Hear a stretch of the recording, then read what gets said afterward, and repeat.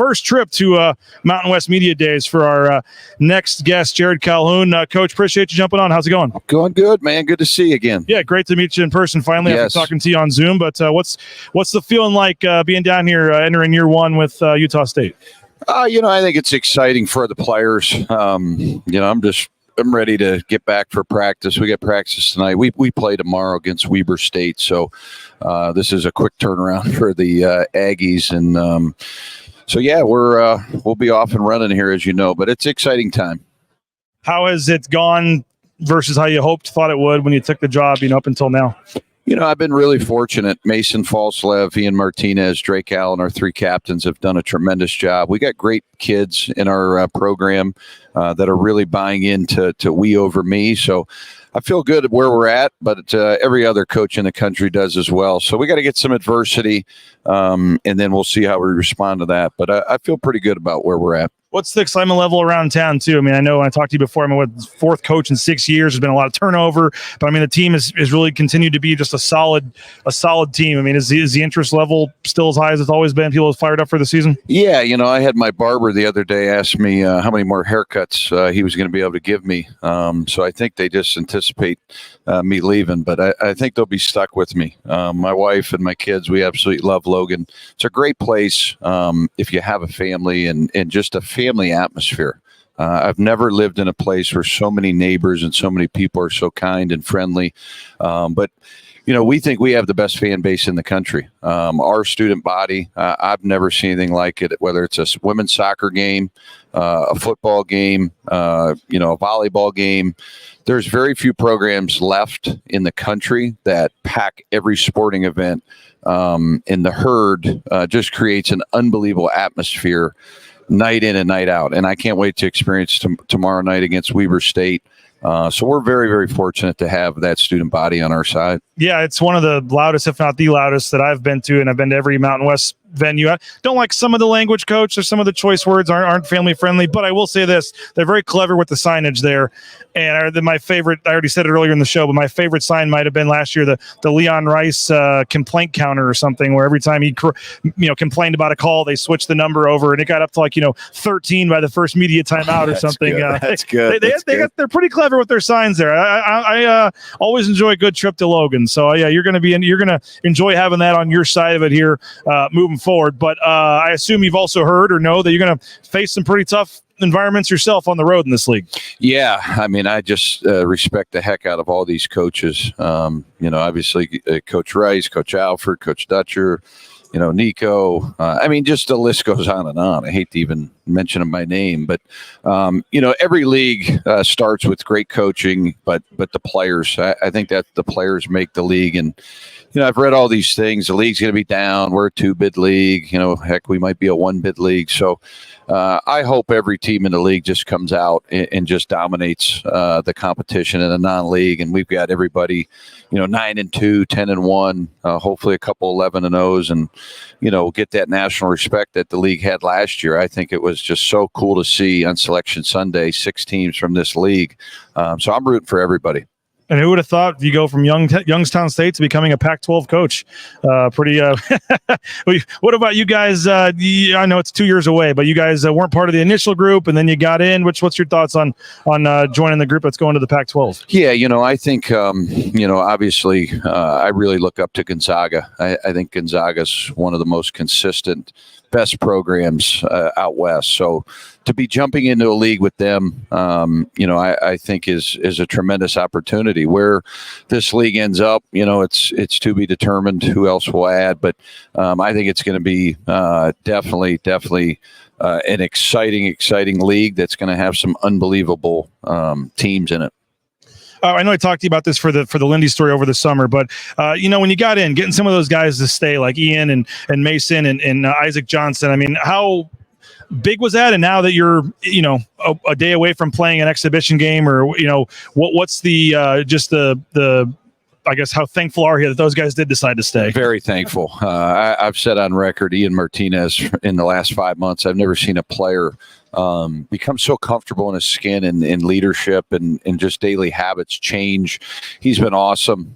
Mason Falslev has been awesome. Drake Allen has been awesome. But really, from 1 through 14, our guys have been great. And it's like they've known each other a long time, But the foreign trip, when we went overseas to Croatia and Italy, that went a long way. And then, we do a lot of team building activities through our character class. We went on a team retreat and just really heard everybody's story and talked about, where we want to go and what's our goal for the season. And certain team building activities really brought us together.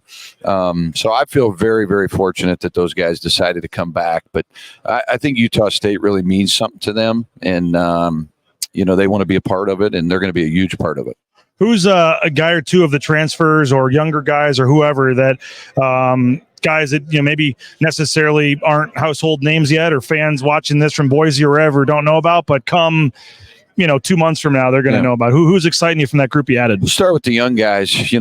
Isaac Davis is a former top 100 player in the country. He was committed to BYU with the coaching change. We were able to get him. He's going to be in our rotation as a freshman. That's hard to do nowadays. He's about 6'7", 255, 256. He's lost 30 pounds. He's playing at a high pace. People compare him to Great Osabor. That's pretty high praise, right, for a freshman. The kid is a load. So he's going to get better and better, I think.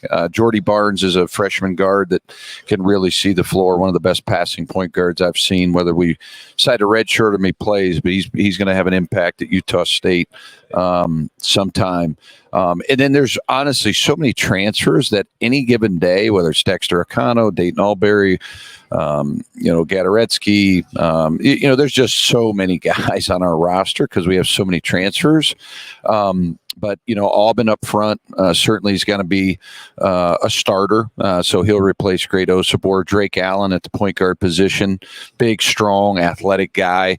Dexter Acano, I think, will have some big moments, for us. So we got a lot of guys that can score the basketball, and we can play a lot of different ways. We can play big. We can play small. I like our versatility.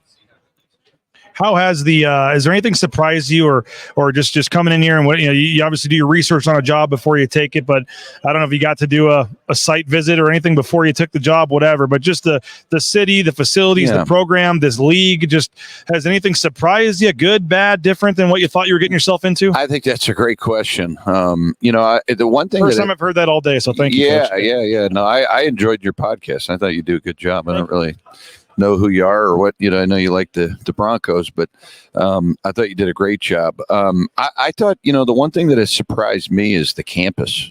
It's, we've got a lot of good recruits coming in, already committed and that sort of thing. And I think the campus is one of the best in the country. When you come on our campus, it's absolutely beautiful. The buildings, it's a really easy sell, to be honest with you. And there's days when, I just get out and walk around and I'm amazed at some of the sites. So the campus has really surprised me. As far as this league, I haven't been around it enough to say that yet. I got to get in these different venues and, go up against these different coaches. And, but, just watching everybody on tape, I would say the physicality, you look at Boise's front court. I mean, Dagan Hart and Stanley, I've watched, I think 6 games now on video of them. I've watched UNLV, the athleticism there. I've really just tried to study each team, take it week by week, really for the last 5 or 6 months. And I've been impressed with the physicality of the Mountain West.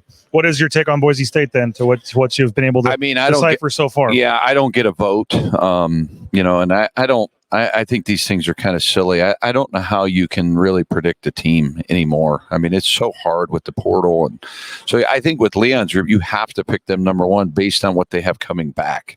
So it's just, you just don't really know until you see these teams play the first 2 or 3 weeks, how the new guys look, how they're going to mesh, role identity, that sort of thing. But if I had a vote, they would be my preseason number 1 team. Well, they were preseason number 1. You guys were 6th. Do you feel slighted at all being picked 6th? I mean, I don't know who voted on that, so I can't even really tell you anybody's Guys opinion. like me that don't know very much. So. Yeah, I don't. I mean, I don't know you guys personally yet, so I don't know if you guys even know basketball. So I can't really, to be honest with you, put much stock in a media poll. To me, it sounds good for a day, but at the end of the day, you got to go play the games, right? I think last year Utah State was picked 9th, won the regular season. So it none of that stuff means anything. Well, Coach, we appreciate your time. Best of luck this season. We'll be seeing you twice against Boise State. Looking forward to that, and I'm sure you're going to enjoy your first experience up to Extra Mile Arena in Boise. It's going to be I'm sure every road venue you go in this year is going to be no walk in the park, and it'll be the same when teams have to come back down there to play in Logan. So don't look forward to seeing you because it sounds like a very brutal environment. But let's say, which games have you watched? Which 6 games did you watch? I appreciate what you do, man. Thank you. Looking forward to it. Yep. Welcome to the league. Yep. Thanks a lot. Bye-bye. There he is, Coach Jerrod Calhoun here at Utah State. We appreciate him for jumping on.